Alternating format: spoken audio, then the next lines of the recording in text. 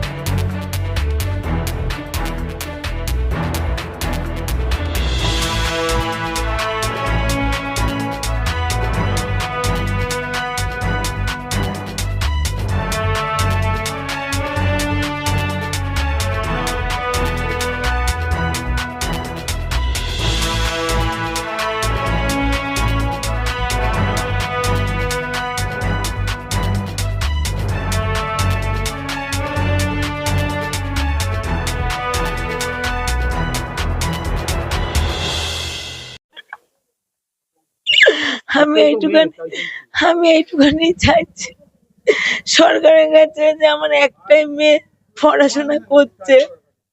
ও তো অনেক স্বপ্ন ছিল, ওর বাবার রাজমিস্ত্রি কাজ করে অনেক স্বপ্ন পূরণ করতো, সেটা তো হলো না। আমি একটুখানি চাইছি সরকার একটু আমার মেয়ের মুখের দিকে তাকাক।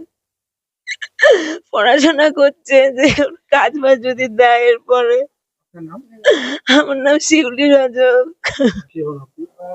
আমি ওনার বউ। আমি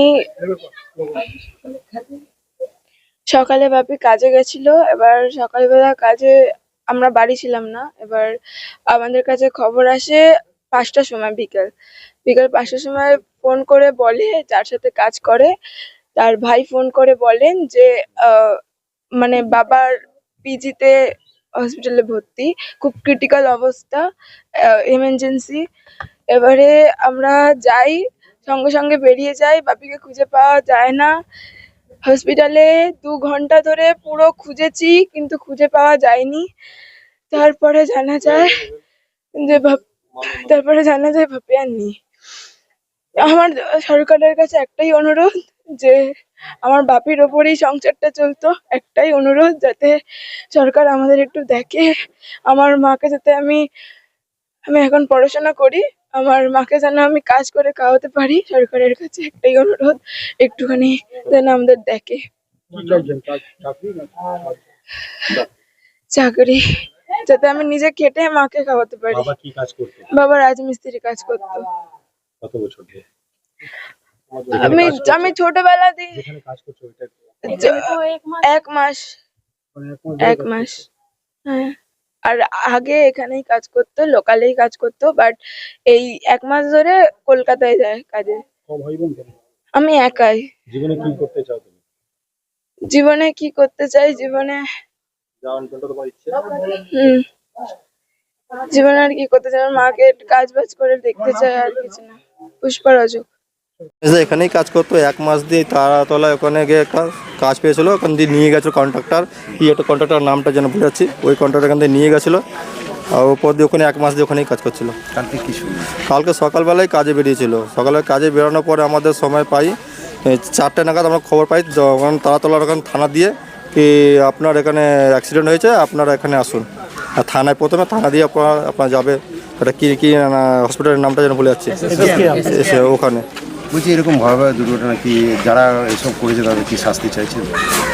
শাস্তি আর কি বলবো এগুলোর ব্যাপারে, নাকি আমার ভাইজির ব্যাপারে কিছু হয় বন্দোবস্ত, এই ফিউচারের জন্য পড়ালেখার দিকে কিছু হাবিজাবি কিছু বন্দোবস্ত হয়, তাহলে খুবই সাহায্যতা হবে। এই সরকার দিকে আমরা চাইছি কিছু। আপনার নাম? অশোক রাজক। নমস্কার, আমি রিভাব বেরি মোটরসের প্রোপাইটার। আমাদের 13 জুন থেকে 21শে জুন অবধি একটা অফার চলছে। ফাইন্যান্সের ক্ষেত্রে 5,000 টাকা ডাউন পেমেন্ট করলে আপনি গাড়িটা নিয়ে যেতে পারবেন। গাড়ির মডেল শাইন 100, অ্যাক্টিভ 110 হোক অথবা CB 125 100 হোক, আপনি এই মডেলগুলো মাত্র 5,000 টাকা ডাউন পেমেন্ট করে আপনি গাড়িটা নিয়ে যেতে পারবেন। তাছাড়া যে কোনো মডেল আপনি যদি নিতে চান হন্ডার, আপনি এক্সচেঞ্জ করলে 2,000 টাকা ক্যাশ ডিসকাউন্ট পাবেন।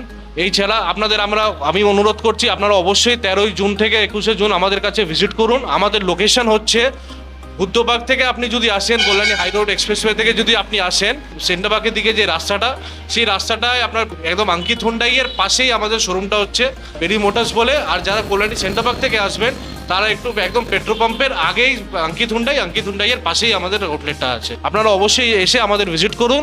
আমি আপনাকে কথা দিতে পারবো যে আপনি সবথেকে বেস্ট প্রাইস আর বেস্ট অফার আমার এখানে পাবেন।